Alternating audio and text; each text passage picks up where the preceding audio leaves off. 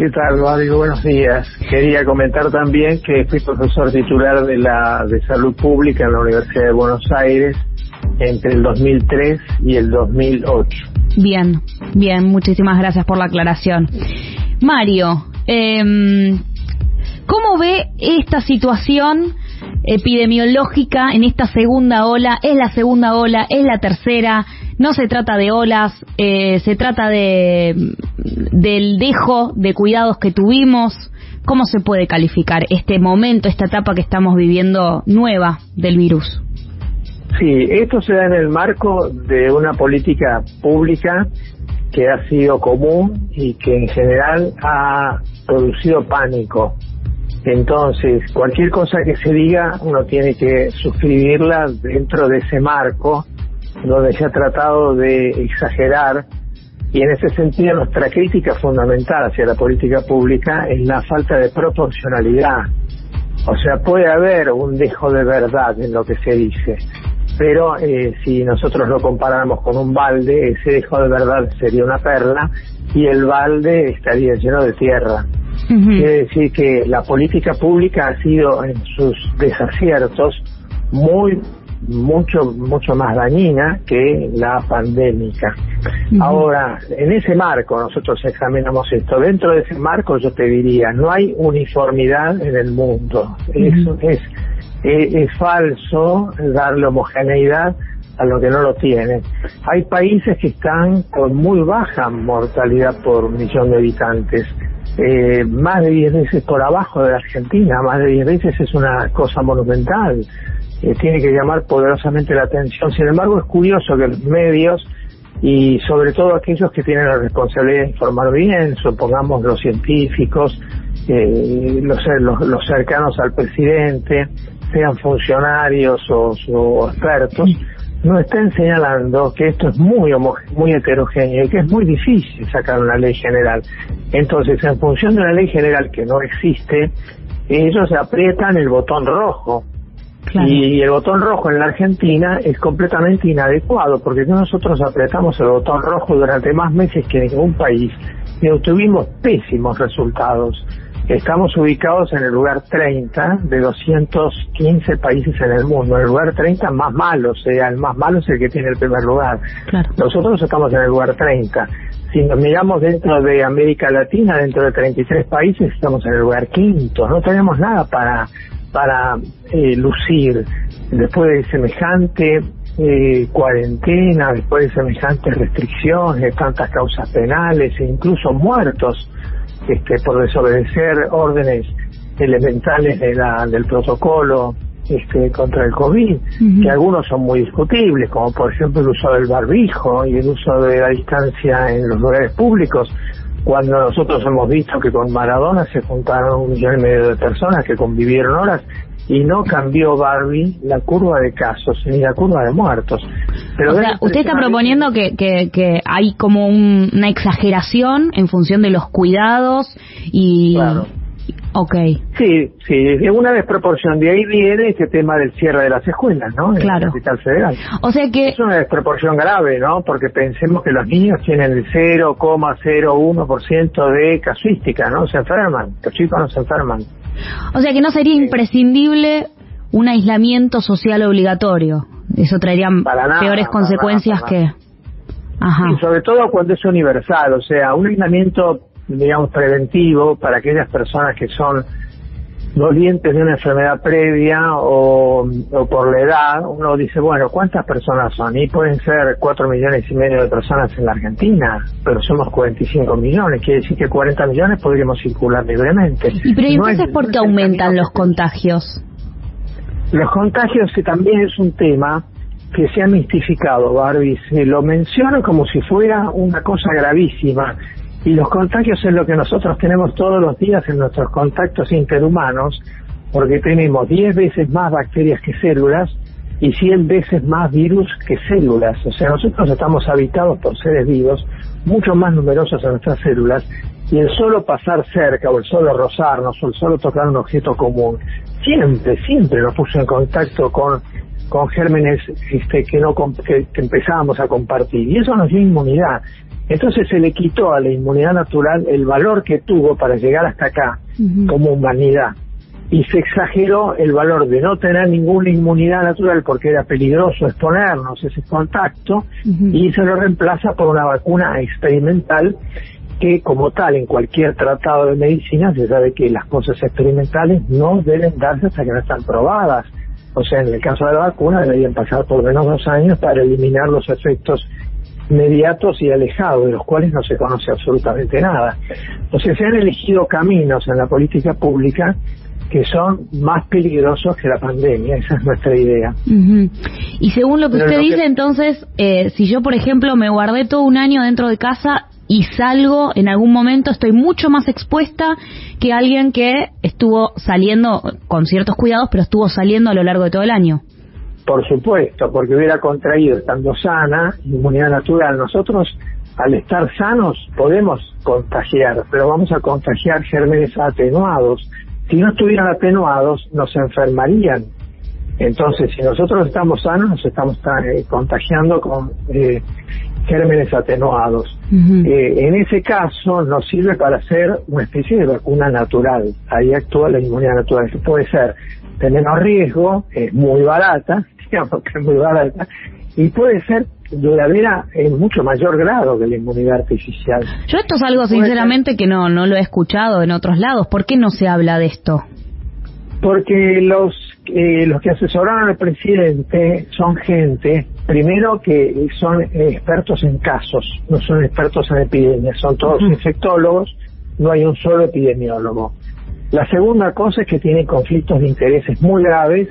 La gran mayoría tiene asesoramientos a laboratorios productores de vacunas, con lo cual cobran como empleados esos laboratorios a los cuales tienen que promover. Evidentemente, si yo encierro sanos y les impido adquirir inmunidad natural, los estoy obligando para adquirir inmunidad a vacunarse, con lo cual cierro mi conflicto de interés con el laboratorio, a favor del laboratorio y en contra de la sociedad. La otra cosa que sucede es que las vacunas valen muchísimo más. Usted sabe que desde 1980 hasta 2020 aumentaron 10 veces su precio, con lo cual se convirtió en el negocio más extraordinario de la medicina. Uno puede crear un medicamento, supongamos, antidiabético, pero hay muchos medicamentos antidiabéticos, y cuando uno crea uno, tiene que encontrar a aquella persona, que es una entre tantas, entre muchas, que merezca la aplicación de ese medicamento. En cambio, cuando uno dice vacuna y piensa vacuna universal, se le ocurre pensar que la vacuna se va a aplicar en 7.600 millones de habitantes, sin ninguna distinción de unos a otros, que es lo que se quiere hacer. Entonces, el negocio de haber aumentado 10 veces su precio en dólares de 1980 a 2020 y haber universalizado la aplicación de la vacuna sin aplicarla en contingentes humanos seleccionados, le da a la vacunación una capacidad de generar economía en los laboratorios productores de vacunas de un tamaño realmente desmesurado. Pero el sector, el sector seleccionado no sería el sector etario de más de, por ejemplo, 60 y pico de años, que sería la prioridad en este momento. Sí, cada vacuna debería aplicarse en función de una selección que tome en cuenta varios aspectos. Primero, que la gente que lo reciba no tenga comorbilidades como para que compitan con la vacuna y la vacuna los pueda afectar. Por ejemplo, enfermedades autoinmunes de algún tipo, etcétera. La otra posibilidad sería que esa gente cree anticuerpos, porque la capacidad personal de crear anticuerpos depende de muchas condiciones de salud y entre otras de la edad, y en cierta edad la posibilidad de producir anticuerpos es mucho más baja que en las edades más jóvenes.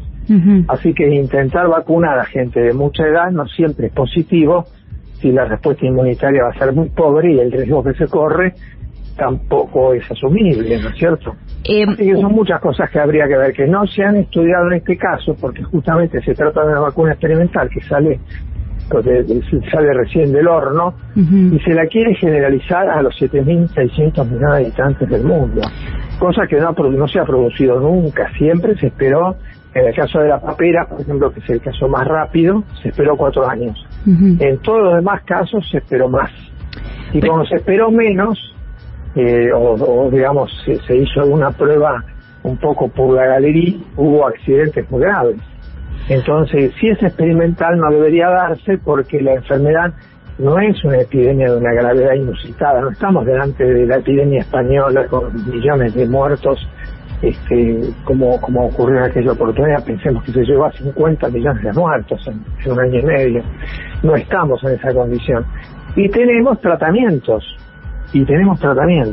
Entonces, y tenemos tratamientos que son bastante eficaces. Entonces, ¿a qué régimen correspondería aplicar una vacuna experimental que no tiene ningún antecedente en la historia de haberse hecho de esa manera, ¿no? Quiero hacer la diferencia y dejar en claro, no es que usted esté en contra de la vacunación en general, de la vacuna en sí, sino de que sea de esta manera, sin la suficiente experimentación. Excelente tu aclaración, Barbie. Bien, sí, porque hoy se polariza todo, ¿no? Y lamentablemente esto también se polariza, entonces me parece importante aclararlo. Una última consulta que le hago, que a mí me genera confusión cuando cuentan las muertes. Sí. ¿Cuándo se considera una muerte por COVID y cuándo no? Porque tengo entendido que si la persona sufrió un paro cardiorrespiratorio, fue internada por COVID, pero después sufrió un paro cardiorrespiratorio, ¿no es considerado un muerto por COVID? ¿O sí? Barbie, la seguridad médica de que una muerte es por COVID debería tenerse a través de una autopsia, y en la autopsia encontrar el virus. Si nosotros lográramos eso, podríamos decir, este registro es válido. Todo lo demás es conjetural. Ahora, el gobierno, a través de una medida insólita, porque no ocurrió nunca en la historia de la medicina, en la Argentina jamás, creó a través de la resolución 326 de la Superintendencia de Servicios de Salud del año 2020, una norma por la cual se paga a los establecimientos privados, clínicas y sanatorios, por internar personas con COVID. Se les paga 10.000 pesos por día. Si lo internan en terapia intensiva, se les paga 20.000. Y si lo internan y lo respiran en terapia intensiva, le pagan 23.400. ¿Qué quiere decir esto? Que se está induciendo a los efectores privados que tienen objetivos comerciales, a aquellos que puedan postergar el interés por la salud en función de un interés económico, se los está induciendo a utilizar la línea de producción COVID para lo que sea. Entonces pueden estar apareciendo como internados por COVID, muertos por COVID, casos por COVID, lo que no lo son. Nosotros no lo sabemos, porque hace falta efectivamente una comprobación caso por caso. Y acá esa inducción económica es muy importante, porque es un pago adicional al que ya cobrarían sin ese subsidio que les da la superintendencia. Perdón, pero si se le hace un PCR y les da positivo, eso ya es una prueba de que tiene COVID. Y si se lo interna posteriormente. No, porque la prueba siempre confirma la clínica. Si uno no tiene clínica y tiene prueba, no tiene nada. O sea, si uno mañana se hiciera un estudio de cualquier enfermedad y le diera positivo, no la tiene hasta que la clínica no lo confirme. O sea, es al revés. Primero yo hago un examen clínico. Vos vas primero, nosotros vamos primero a una persona que nos examina, nosotros tenemos nuestros antecedentes personales, familiares, nos hace el examen físico, y luego nos remite a una serie de estudios en función de la orientación que adquirió dentro de las miles de posibilidades que se plantean en un examen ante una persona de distintos sexos, edades, etcétera. Entonces ahí el laboratorio viene a confirmar la orientación, pero una prueba tirada al azar, sin ningún tipo de acompañamiento, no tiene valor ninguno. O sea que tampoco sería real el número de contagios. Que ellos pueden poner que los que tienen PCR están contagiados. Habría que creer que la PCR esté dando resultados que no sean muy falsos positivos, porque si son muy falsos positivos, advertencia que acaba de hacer la OMS, luego de ser muy presionada, ha aceptado que tiene muchos más falsos positivos de los que creía. Entonces, suponiendo que no tuviera otorgado un falso positivo y sea un verdadero positivo, evidentemente nosotros habríamos sido contagiados. Uh-huh. Ahora, contagiados no quiere decir que estemos enfermos.